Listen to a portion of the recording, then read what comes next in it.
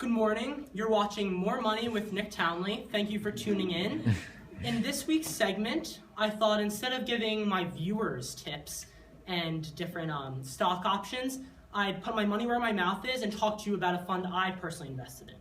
My late uncle Vladimir, God rest his soul, he left $100,000 to me, and I decided why not invest it in my passion. I put it into the stock market, and I invested it into 5 stocks equally, splitting it up at about $20,000 each, and I thought I'd let you know how I did today. So, the 5 stocks I invested in the Town, City, Village, Provincely Fund were Merck, Lockheed Martin, Electronic Arts, Northrop Grumman, and Johnson & Johnson. So I'm going to let you know how they did. First things first, I invested in Lockheed Martin. Lockheed Martin is an American aerospace defense company, and it's actually the largest defense contractor in the world, employing 126,000 employees. It does a majority of its business with the US government and does a lot of business with other governments as well. Now, Lockheed Martin was formed from the merger of Lockheed Corporation and Martin Marietta in 1995. The Lockheed Corporation was made in 1912, and it was an aircraft company. And fun fact, it was actually the Lockheed Corporation's Lockheed Electra that Amelia Earhart flew around, attempted to fly around the Earth in. And of course it was a failed attempt, but there's no such thing as bad publicity, and it helped the Lockheed Corporation. Next we have Martin Marietta. It was actually formed from its own merger in 1961. It was a leader in chemicals, technology, and aerospace. And so the largest product of Lockheed Martin is the F-35 Lightning II jet. It's bought by many companies around the world. It's very sustainable and great. And so we saw that a majority of its business is done with the US government. And we'll see how that affected them and helped them throughout my 10-week period fund. So the reasoning, why did I buy Lockheed Martin? It starts out with the election. I thought no matter who was to win, Hillary Clinton or Donald Trump, defense funding would thrive. We have increasing world conflicts, we have ISIS on the rise, and both candidates have made promises to take a great stance against ISIS and other nations that impede on us. So either the candidates will want to bulk up the military for use or just to intimidate. But either way, it helps Lockheed Martin, who will be used by the government to provide these different war materials. And so also I saw Lockheed Martin's vision for the future to be very important. Lockheed Martin invests in health companies, renewable energy, nuclear fusion projects, and they just really are pushing towards the future and see what it's all about, and they're very innovative at the front of their field. So I saw them to be very important in that sense. So I bought a volume of 81 shares of Lockheed Martin at $245.79, and I liquidated it at $267.62, which put me in the black at $1,768.23, an 8.88% gain. Now along the way, what happened? We see, viewers, that there were 2 major spikes. The first one came in the third quarter earnings release, as Lockheed Martin beat their projections by a great amount. Next came as Trump was elected president. Like I said, both candidates want to bulk up defense spending, especially Trump, who promised to really crush ISIS, and you need Lockheed Martin to do that. So the defense industry as a whole was very bullish at this time, we had a real bull market, as we'll see throughout the presentation, as most industries really shot up at the end of the election. So I compared Lockheed Martin against the Dow Jones, which is a price index, and it measures 30 different diverse blue chip companies and kind of averages out their value and worth. And depending on how these companies do is depending on how the Dow Jones does. And it's really a good indicator of the market as a whole. So I measured against that and Boeing aircrafts. And you can see Lockheed Martin by the blue line finished about in between, but still an 8% increase, which was great. So next I have Johnson & Johnson. Johnson & Johnson is an American multinational pharmaceutical, medical devices, and consumer packaged goods manufacturer. It was founded in 1986 by the Johnson brothers. It was originally made to produce ready-to-use surgical dressings, and throughout the 19th century, it really just worked to improve the sanitation procedures in the US. So the first president of Johnson & Johnson was actually Robert Wood Johnson, and his granddaughter is the girl you'll see on the front of the Johnson & Johnson baby products. That's the picture of her. And so, Johnson & Johnson is considered a family of companies. Johnson & Johnson controls over 250 different companies, which is really a lot, so they split their company into 3 divisions. We have the consumer healthcare, medical devices, and pharmaceuticals. And finally, Johnson & Johnson sells common stock. And what common stock is it's a security, and those who own it have a part of the company, and they can actually decide on the board of directors and vote on corporate issues. So just some common Johnson & Johnson consumer products. We have Tylenol, Motrin, Benadryl, Clean and Clear, Listerine, Johnson & Johnson baby products, Aveeno, Neutrogena, Band-Aid. They really just sell a diverse range of products, varying in all different kinds. So the reason why I bought Johnson & Johnson, I predicted that Hillary Clinton would win, and Johnson & Johnson has really thrived under Obamacare, because what Johnson & Johnson does is they provide business management to different healthcare providers. So when the healthcare providers do well, Johnson & Johnson does well. So I expected Hillary Clinton to win. She would clearly keep Obamacare, and it would continue to thrive under Hillary Clinton, as with Johnson & Johnson. So, and secondly, it was predicted that this winter would be historically cold and bad, and we were projected to have a bad flu season. Johnson & Johnson is looking to make a universal flu vaccine, and any sickness in general helps Johnson & Johnson as they make a lot of the drugs that fight against these diseases. And also, with the cold coming, we need skin products. Skin is becoming dry, acne is increasing, and what better products to use than Aveeno, Neutrogena, and Clean and Clear. So my results, I purchased 167 shares of Johnson & Johnson at $119.22, and I liquidated them at $111.96, which provided me a loss of $1,212.42, putting me in the red by 6.09%. So what happened, you might be wondering why this went down. First, what happened, you see our first big drop came when Pfizer released that Inflectra, which is a drug that combats Crohn's disease and arthritis. Pfizer released that it would be bringing Inflectra into the markets in late November, and that it would be at a low cost. Now, Remicade is Johnson & Johnson's version of Inflectra. It does the exact same thing, but it's at a higher price. And Remicade is Johnson & Johnson's largest selling drug. It accounts for $5 billion worth of revenue a year. So when Pfizer released this news, Johnson & Johnson, as well as shareholders, got a little anxious. They thought that Pfizer would be taking away a lot of business from Johnson & Johnson, so the stock share value plummeted. Next, Trump is elected. We see it initially goes up. I believe that anyone in the pharmaceutical company would have gone up at this time. I think Johnson & Johnson would have gone up if Hillary had won as well, as I previously stated, but it was known that Hillary might have regulated drug prices in the pharmaceutical industry, so now that she couldn't do that as Trump was elected, it went up. And finally, we see that there was a large decrease in the ending weeks of my fund's life, and this was because baby powder, Johnson & Johnson baby powder, there was a link found between the baby powder and ovarian cancer, which greatly hurt Johnson & Johnson's reputation. In addition, there were defective hip implants by Johnson & Johnson, and many lawsuits were filed on behalf of these two products and won. So Johnson & Johnson lost a lot of these lawsuits, and it just really created a bad rep for Johnson & Johnson, and shareholders dropped out. So I compared Johnson & Johnson to Stryker. Stryker is another pharmaceutical company, and we can see they had a semi-similar trend, and that they both ended below their value at the start of September 28th when I invested initially in this project. Next, we have the Northrop Grumman Corporation. Northrop Grumman is an American global aerospace and defense technology company similar to Lockheed Martin. It's the 5th largest in the world. It employs about 68,000 employees. It was created through the purchase of Grumman Aerospace by Northrop Aircraft in 1994. It actually came out in 1998 that Northrop Grumman and Lockheed Martin were possibly going to merge, and that would have created the largest defense company in the world. But after facing much resistance by the Department of Defense and the Department of Justice, they backed away from the agreement. Now, throughout the 90s, Northrop Grumman acquired numerous technology companies, really bulking up, and today it's the 5th largest in the world. It's broken into 3 sectors: the aerospace systems, mission systems, and technology service sectors. So we have, why did I buy Northrop Grumman? Similar to Lockheed Martin, I thought the election would help defense companies as a whole, as both candidates would be wanting to bulk up the military, as would nations around the world, which would help Northrop Grumman, because Northrop Grumman does a lot of business with these nations, with Japan, with France, with Germany, so it would help them as a whole.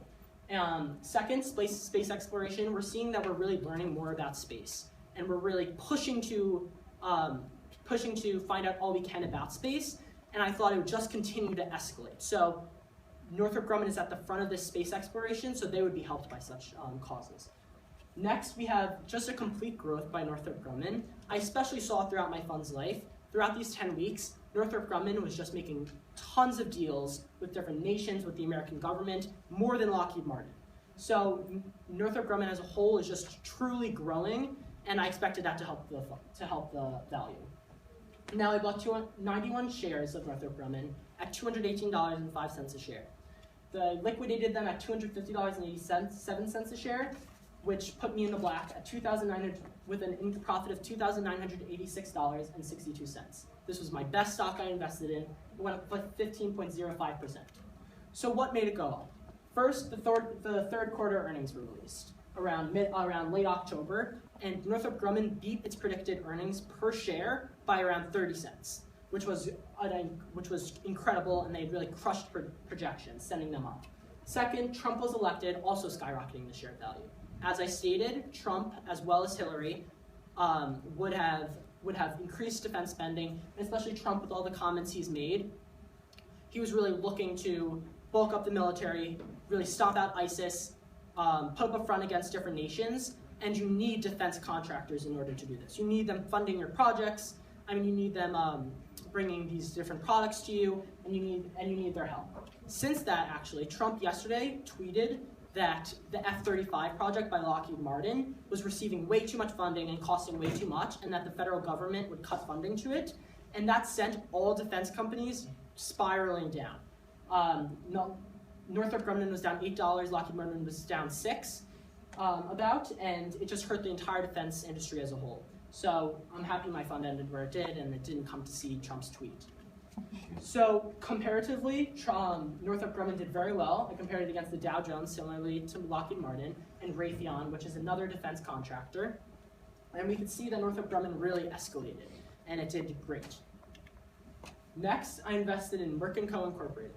Merck Co. is an American pharmaceutical company. It was founded in 1891 as a subsidiary of the German Merck, and the German Merck is also a pharmaceutical and chemicals company. It was made in 1668. It's the oldest pharmaceutical and chemical company still working today, and the German Merck was actually the one to find morphine, so that was a revolutionary idea at the time and a revolutionary drug to come out.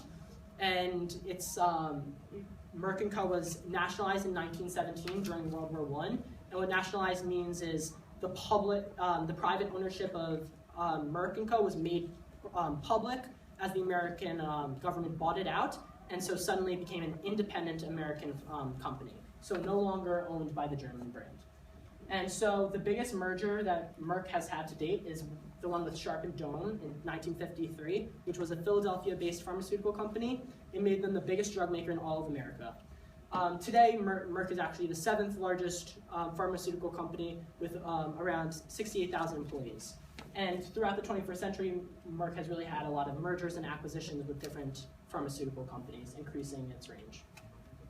Now, why did I buy Merck, you may be wondering? Well, like I said with Johnson & Johnson, a historically cold and bad winter is predicted, which means that people will be getting sick more often, and Merck is really making a lot of these drugs to help combat that. And finally, I thought I invested, as you will see with my last stock, I invested a lot of money in Hillary Clinton's victory, so I thought I might as well purchase some insurance and get one stock that would maybe be favored if Trump won. So Merck was definitely one of those, as Clinton promised to pursue different drug companies, pharmaceutical companies, including Merck, and regulate drug prices, as Merck was shown to be overvaluing their drugs and selling them for higher prices than they should have been. So Hillary Clinton promised to pursue that. So I thought maybe Merck would do well if Trump had won. It didn't exactly happen. Trump did win, but the Merck value still fell. I bought a volume of 319 shares of Merck.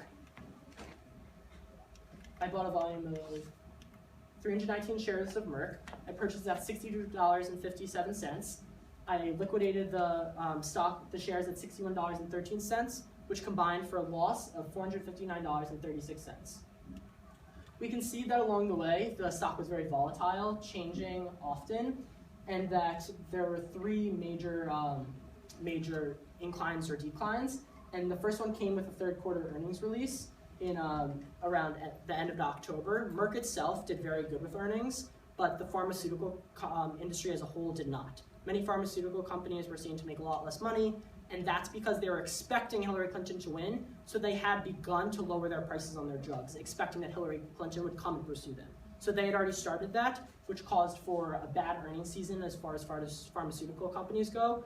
And although Merck had good earnings, this hurt the pharmaceutical industry as a whole. So then Trump was elected, and Merck really shot up. As I stated, Hillary was going to pursue Merck, and Trump was elected, which means Hillary could not do that anymore. The stock shot up. And finally, we see in the ending weeks of my portfolio, the election spike started to wear off. Trump made different comments that he would also regulate the Medicare and Medicaid and the pharmaceutical industry to an extent, and kind of the high hopes that Trump wouldn't do that started to diminish, and it could be seen by the stock value. I graphed Merck against Pfizer, which is another very large pharmaceutical company. You can see that the two followed very similar trends, and they shot up at the same time and started to fall at the same times. It was very similar. Next, we have Electric Arts Incorporated. Electric Arts is an American video game company. It was founded in 1982 by Trip Hawkins. It originally was used to make computer games, and its first game ever was Archon, The Darkness and the Light. It's kind of a chess action strategy game, and it used fantasy figures to fight one another.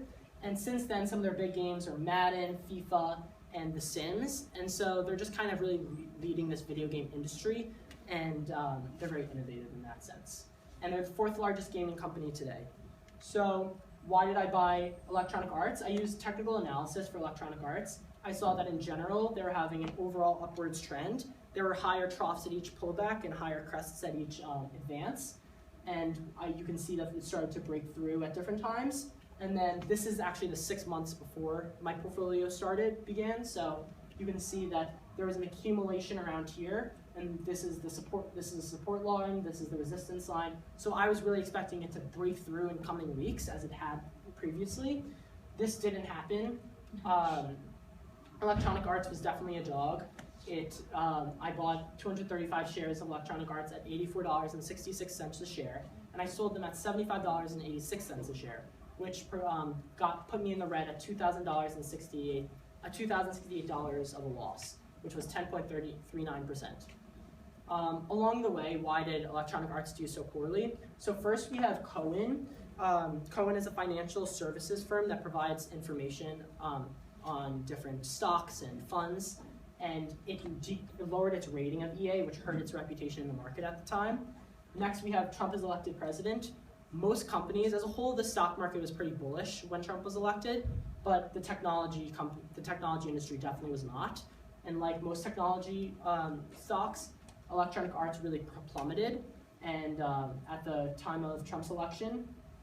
So that can be seen in the graph.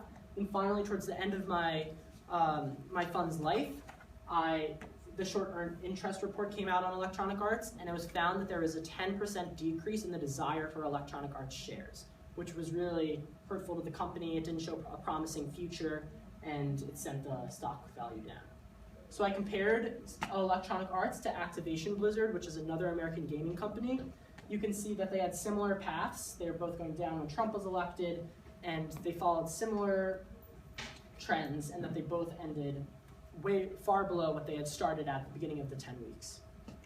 So my overall portfolio performance, I invested $100,000 into the market, as I had said. My total value at the end of my 10 weeks was $101,015.07. So I had made $1,015.07.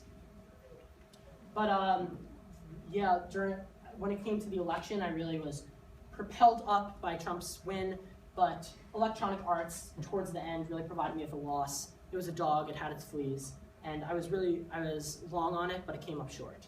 So that hurt me a lot, but Northrop Grumman did help me in the end, and it had helped to, it did gain me a profit. So I hope that you all learned a little something from this. I know that I do have this show, and I should be probably doing better than this on paper, but I hope to provide you tips in coming weeks that will help you do better than I did. So stay tuned, and thank you for watching More Money with Nick Townley.